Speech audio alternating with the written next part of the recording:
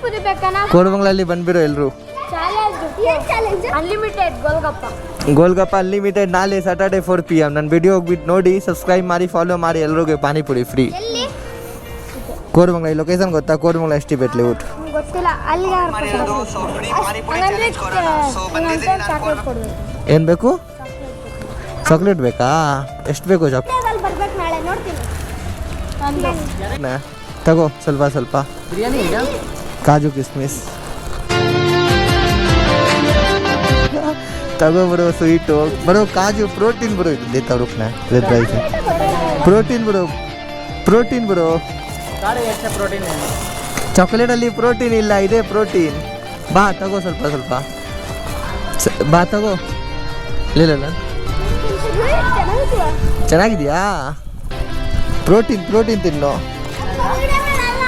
ಚರುಣ್.